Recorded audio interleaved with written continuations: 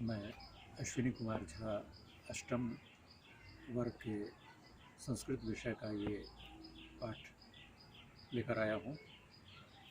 पिछले पाठ में आपने कुछ असाइनमेंट आपको मैंने दिया था, उसको आपने कोशिश की होगी।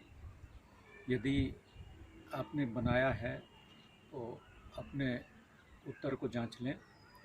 पहला प्रश्न था, तब विद्यालयस्य नाम किम अस्ति, तुम्हारे विद्यालय का नाम क्या है। और इस पाठ में आपको विद्यालय का नाम नहीं दिया है, तो आप इसको लिख सकते हैं, मम विद्यालयस्य नाम वुडवाइन मॉडर्न स्कूल अस्ति।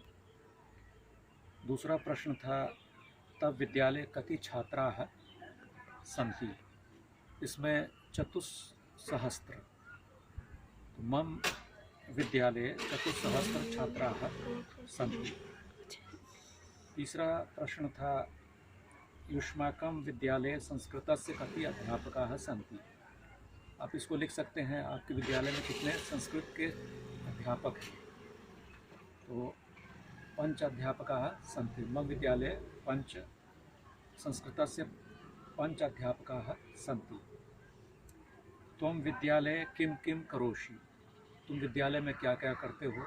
इसका जवाब तो इसमें है, अहम विद्यालये पठामि लिखामि धावामि क्रीडामि नृत्यामि च। पांचवा प्रश्न है, किं त्वं तरणं जानासि, क्या तुम तैरना जानते हो। इसमें गौरव नाम का लड़का जो है वो कह रहा है कि मैं तैरना नहीं जानता। तो आप कुछ भी लिख सकते हैं। यदि आप जानते हैं, ऐसा लिखना चाहते हैं, तो आम अहम तरणम जानामि। और यदि नहीं जानते हैं तो न जानामि। अब आपको दूसरा प्रश्न था, निम्नलिखित शब्दानाम विपरीतार्थान मंजूषायाः चित्वा लिखा। तो इसका शीघ्रम का इसमें मंजूषा में आपको नहीं दिया है। जो शब्द इसमें दिया है वो मैं बता दे रहा हूँ। जैसे समीपे, उसका दिया हुआ है दूरे, समीपे माने नज़दीक, और इसका दूरे होगा। विशाला मतलब होगा, इसमें मंजूषा में आपको है लघु, लघु माने छोटा। सुंदर मतलब सुंदर, और इसका विलोम होगा असुंदर। सूर्यास्त माने सूर्य का जब सनसेट होता है, सूर्य अस्त होता है, तो उसका सूर्योदय सनराइज, सूर्य का उदय होना। उसके बाद आगत्य आकर, तो इसका विलोम है निर्गत्य जाकर। प्रसन्नः मतलब खुश, और प्रसन्न मतलब नाखुश। अधुना माने अभी, तदा माने तब। अब आपको तीसरा प्रश्न ये असाइनमेंट के रूप में मैं फिर से दे रहा हूँ। वाक्यानि शुद्धानि कुरुत, वाक्यों को शुद्ध कीजिए। इसमें है आपको पहला क में, तीसरे का क, राजीवः संजयः च विद्यालये क्रीडन्ति धावन्ति च। इसमें क्रिया अशुद्ध है, ये द्विवचन है, तो क्या होगा ये आपको समझना है। और उसके बाद मैं इसका उत्तर भी बताऊंगा। अस्माकं विद्यालयः विशालः सुंदरः च असि, असी होगा कि नहीं ये आपको देखना है, असी गलत है। ये देख लीजिए, ये दोनों प्रश्न था नीचे। अब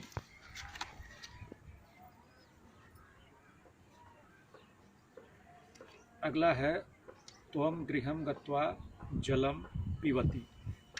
पिबति त्वं के साथ होगा कि नहीं ये आपको देखना है। पिबति गलत है, त्वं के साथ क्या होना चाहिए ये आपको देना है, तब ये वाक्य शुद्ध हो जाएगा। उसके बाद है, भवान अद्य किम करोषि, आप आज क्या करते हैं। आवाम करोशी यहाँ गलत है। आवाम उद्याने एव तिष्ठतः, तिष्ठतः आवाम के साथ नहीं लगेगा, इसीलिए ये गलत है। क्या लगना चाहिए ये आपको देखना है। अब भाषा अवबोधनम, इसके भी कुछ प्रश्न हैं। जैसे अध्यापकाः छात्रान्, पाठ धातु है, तो अध्यापका के साथ धातु का कौन सा रूप लगेगा ये आपको लिखना है। ख में है नद्यः पर्वतात् उत प्लस भू, इसमें क्या होगा ये आपको देखना है। अश्वः क्षेत्रे तीव्रम, धाव धातु से अब बनाना है आपको। सेविका वस्त्राणि छाल, छाल माने धातु होता है धोने के लिए, तो सेविका वस्त्राणि छाल, इसमें कौन सा रूप होगा इसका, इस धातु का, वो आपको देना है। सूर्यः सायंकाले अस्तम, गम धातु है, तो भविष्यत काल है, तो इसका लिट लकार हो जाएगा, वो आपको देखना है। खगौ वृक्षे, स्था धातु से बनाना है, ये आपको ये देख लीजिए। ये तीसरा भाषा अवबोधनम का ये प्रश्न है। कुछ और प्रश्न मैं आपको देता हूँ। निर्देशानुसारम वचनम परिवर्त्य वाक्यानि पुनः लिखत, जो निर्देश दिए गए हैं उसके अनुसार वचन परिवर्तन करना है। वचन तो 3 होते हैं, ये आपको मालूम है, एक वचन, द्विवचन और बहुवचन। तो कौन सा वचन में आपको लिखना है वो देखिए। अहम त्वाम विद्यालयम नमामि, नयामि, अहम त्वाम विद्यालयम नयामि, तो ये एक वचन है, इसको द्विवचन में आपको परिवर्तित करना है। तो अहम को भी परिवर्तित करना पड़ेगा, नयामि को भी परिवर्तित करना पड़ेगा। तत्र एकम उद्यानम अस्ति, यहाँ एक वचन है, एकम उद्यानम, तो द्विवचन में क्या होगा वो आप देख लीजिए। अब एक चीज़ मैं आपको इसके बाद बता देता हूँ। सुंदराणि पुष्पाणि अपि विकसन्ति, ये इसको एक वचन में आपको करना है, ये बहुवचन में है। वयम विद्यालय पठामः क्रीडामः च, हम लोग विद्यालय में पढ़ते हैं और खेलते हैं, ये बहुवचन है, इसको द्विवचन में आपको करना है। मम मित्रम तरणम ताले तरति, ये एक वचन में है, इसको बहुवचन में करना है। ये प्रश्न आप देख लें फिर से। इतने प्रश्न आपको करने हैं। अब एक चीज़ मैं बताना चाहता था कि 1, 2 और 3 जो संस्कृत में है उसका 1, 2, 3, 4 उसका अलग अलग रूप होता है, स्त्रीलिंग, पुल्लिंग और नपुंसकलिंग में। तो इसको आपको याद रखना है। एकः, एका, एकम, पुल्लिंग, स्त्रीलिंग और नपुंसकलिंग।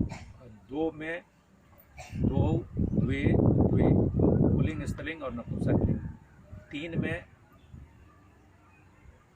त्रयः, तिस्रः, त्रीणि, ये पुल्लिंग, स्त्रीलिंग और नपुंसकलिंग हो गया। और 4 में चत्वारः, चतस्रः, चत्वारि, ये स्त्रीलिंग, पुल्लिंग और नपुंसकलिंग हुआ।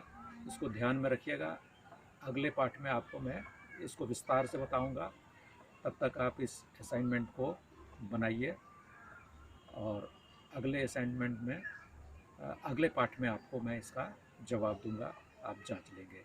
इसी के साथ मैं इस पाठ को संपन्न करता हूँ। धन्यवाद।